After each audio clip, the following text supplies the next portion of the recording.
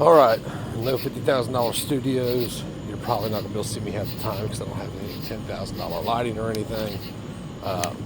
But I just listened to the Valhalla VHT and Hunter Biden interview. I mean, it is what it is. You know, it's. I live in a world where I had to have two complete realities: the one that is how it should be, and then the one that we live in. I turned it off right after Hunter Biden said something, and Nate from Valhalla VHT didn't call him out on it. And when they were speaking about the Constitution, and Hunter Biden said, you know, our democratic Constitution, or some bullshit like that. You know, I said it for years. You know, for a long time I was like hard into we can change people's minds, we can get this thing back together.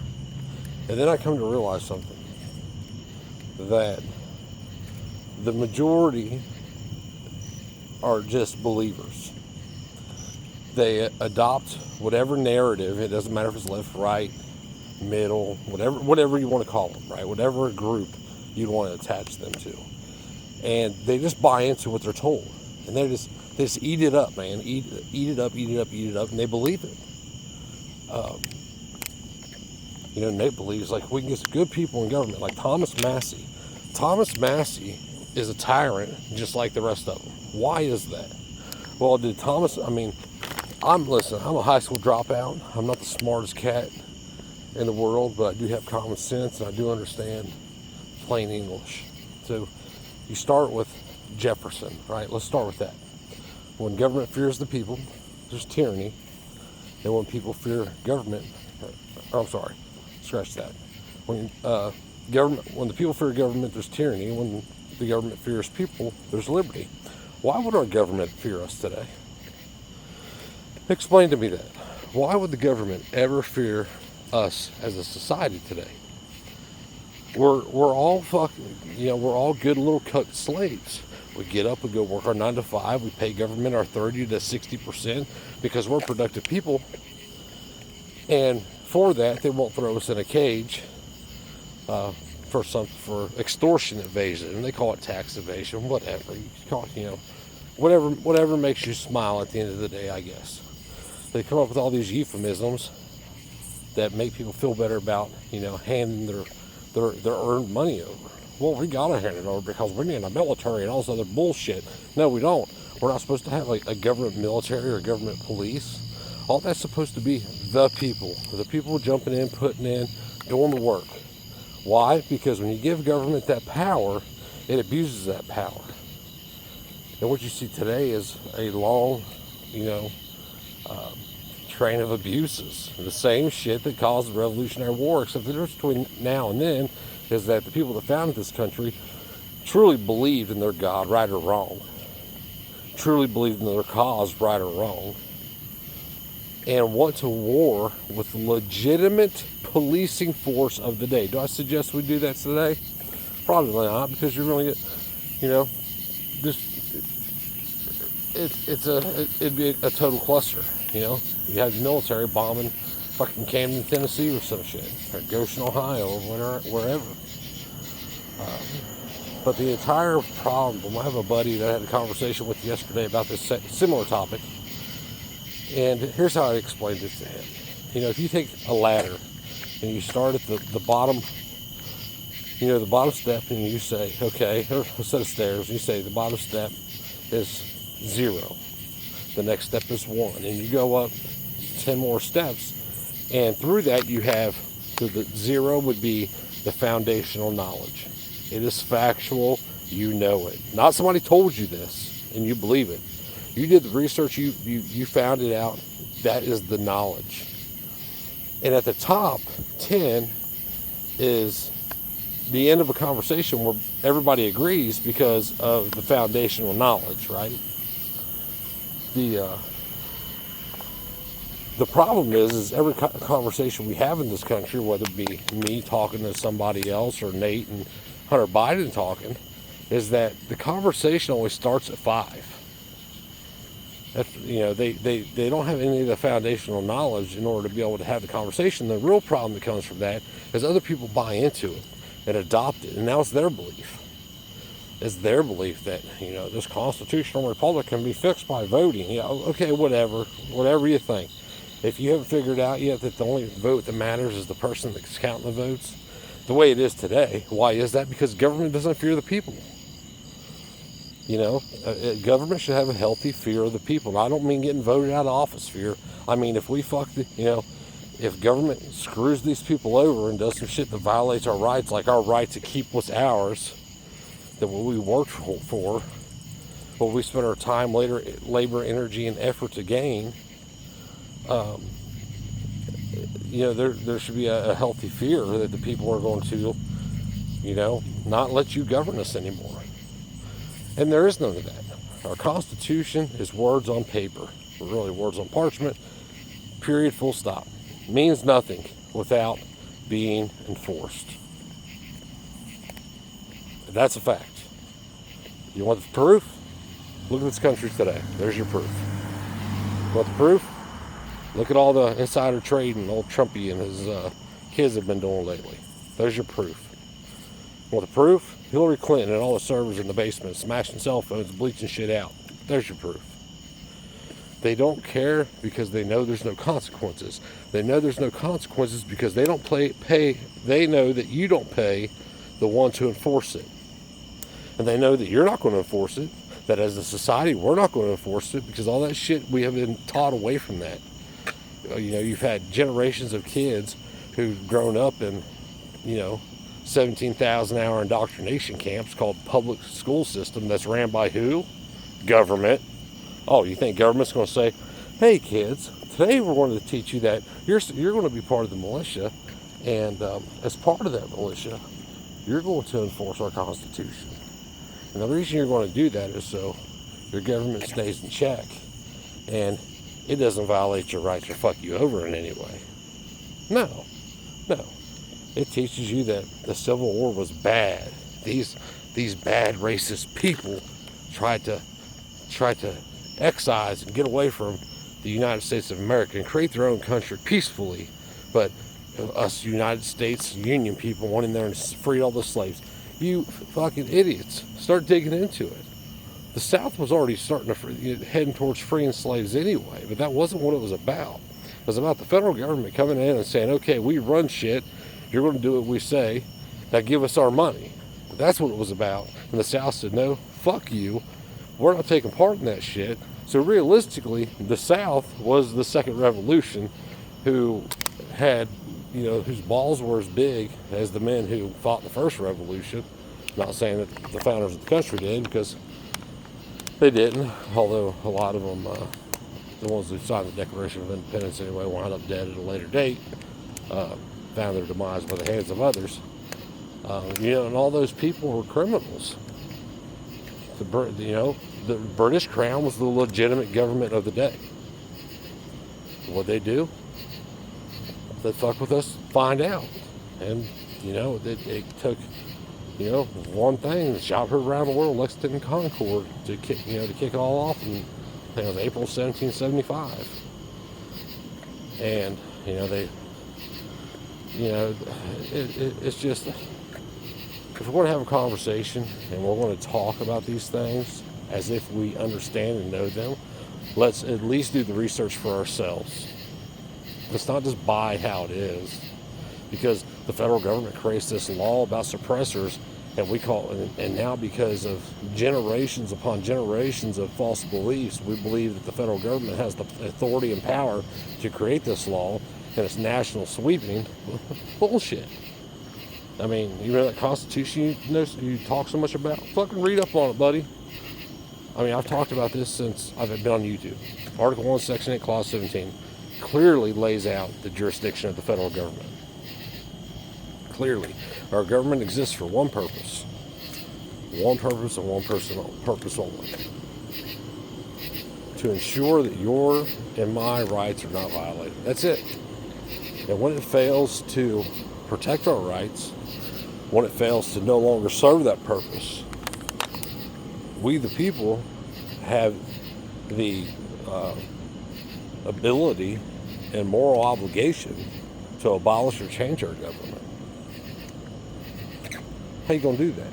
Tell me how you're just gonna walk up and say, "Hey, federal government, we decided we no longer want you governing us. We're no longer going to pay income taxes. We're no longer going to pay property taxes.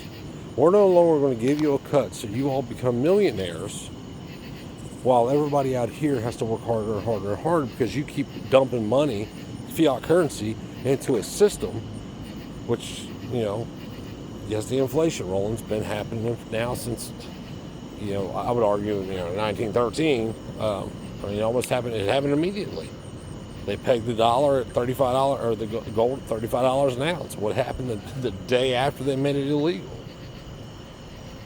Like, when are y'all going to wake up to the fact that you're getting scammed? And within that scam, like Hunter Biden, he took a big, none of them dudes understand the Constitution or what it is or what it's about or, the purpose of it. If government created a law, let's just say bank robbery, right? The government creates a law and it says you can't rob any banks, but it doesn't enforce it. What do you think is going to happen? You hear everybody say we're a country of law and order. Well, we're supposed to be. We're supposed to be a country of law and order. That law being the Constitution, the order being the people keep enforcing said law. There's your law and order. And if it doesn't happen that way, then we're supposed to abolish or change our government. And nothing you see and know is real. This shit isn't how it's supposed to be. People struggling to feed their kids. Every time you turn around, you got some government thug with a badge and a gun on telling you what to do or how fast you can go. It's not freedom. Part of the problem with that is that, we've let ourselves be sucked down into, and I did too at one time, to where I thought, I felt like these certain people shouldn't be able to do A, B, C, or D. Example, I got a buddy that 10 years ago had a domestic violence, was dropped to an assault charge. Well, because of that, today he fails the 4473 for background check. Well, he doesn't think that's right. He bitches and whines and moans and cries about it. But then at the same time, he'll say, I'll be like, well, do you think there's somebody that should not be able to own firearms? Well, yeah, if somebody cannot take care of themselves, they shouldn't be able to own firearms. Well, you don't believe in rights then. Therefore, your argument is whoever has the power and the pen and the enforcers work for then gets to dictate who can own firearms. When it's a natural right. If that person who has Down syndrome or is retarded, works to get a firearm, the more power to them. If somebody gives them one and they go and do something stupid and kill grandma or whatever, well, at that point, I would argue that, the community or what we're supposed to have, our community-based common law, of course, where government's not even involved, because government's going to fuck you every time. We'd get together and then we would enact punishment so that person could serve his debt or pay back his debt to the person that was wronged, which would be the person that was killed by the retarded person that he gave a gun to. Not that way, though. It's not the way at all. We live in a multi-layer, multi-group, multi-level, whatever you want to say, society where if you're at the bottom and you have no money, you have no rights. You don't have any rights. It's an ideal. Ideals are only backed by force and violence. Just like, the government's ideal is you owe it money because you're productive. No other reason. I don't want nothing they offer.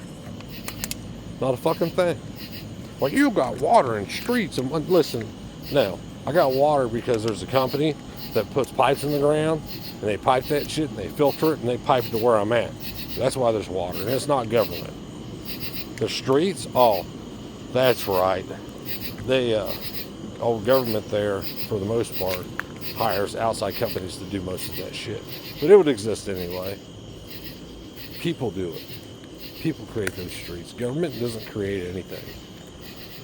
And now our government's gotten so big that, it's not going to stop. And conversations like the one Nate had with Hunter Biden is what leads people to believe that their feelings are right, and in the end, fucks us all. Our kids are going to be the ones that really pay for it. The boomers benefited the most from it. Gen X, toward the end of Gen X, paid for most of it, and our kids are really going to pay for the rest of it. I mean, you have government with flock cameras. Do you think if the people policed our own communities, we'd have flock cameras on them? No. Nope. You wouldn't have background checks. You wouldn't have anything, and you shouldn't have. Oh, but Dick, you're just a criminal. You've had so many interactions with the police that, you just don't like them. Yeah, you know what? No, I don't like them because from the very start, the funds they are paid for or paid with are extorted from the public. So they, with a gun, police, it might not be the city, it might not be the township or whatever, it might not be the local sheriff, but somebody with a badge and a gun says you're going to pay us this money or we're going to extort you. We're going to extort you and take your shit. It's extortion anyway, and that's what they say. Then if you don't pay your property taxes for the home that you paid for, the land that you paid for, they'll take your shit. They'll auction off to somebody that will pay them. And you know what we do? We call it legal. And in our minds, as a society, it's okay. It's justified. Because you have to. You must pay taxes. Everybody's got to pay taxes. What the fuck happened to all this freedom shit y'all talking about? I mean, a 3% tax kicked off a revolution, in part. A 3% tax on tea. I mean, how much in tax you pay today? I'll tell you. At 2021, so 5 years ago, this is, right during the beginning of COVID, before they started, dumping money by the semi-load into the economy, the average household paid 60% of the average household income in the United States went to some form of taxation. Let that fucking sink in. 60%. And it's only gotten worse. It's only going to get worse. It's not going to stop. Not the fiat currency and a bunch of cucks sitting around talking about, our democratic constitution.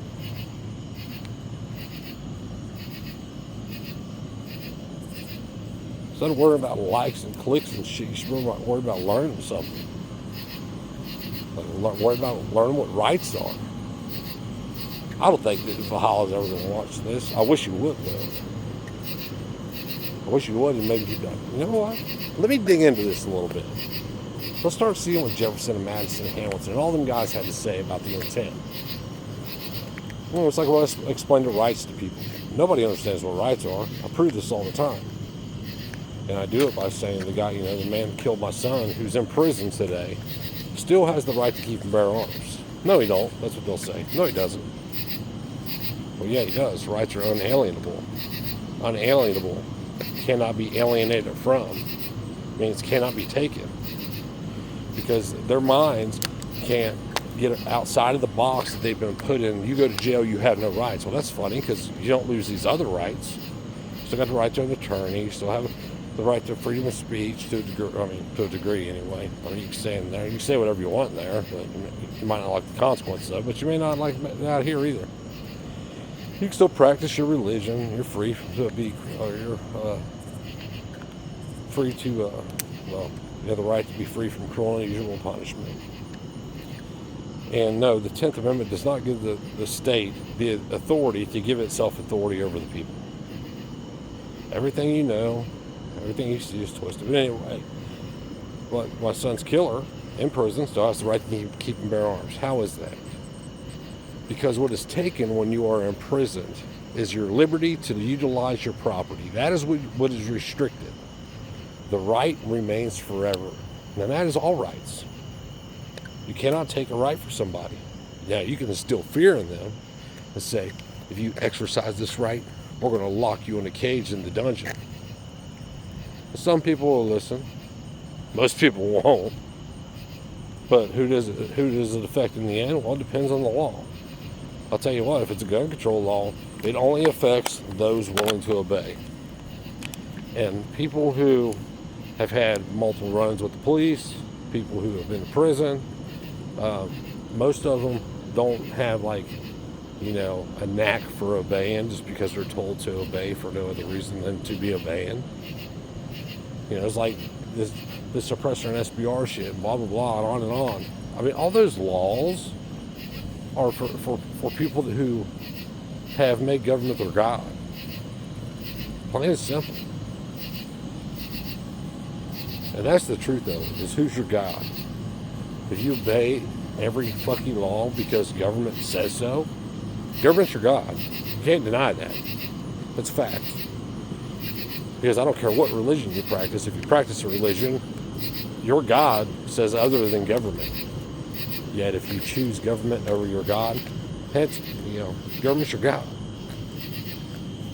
Anyway, learn about it before you talk about it. And don't just talk about it like you know something because these other 60 people told you some bullshit about it that they don't even fucking know.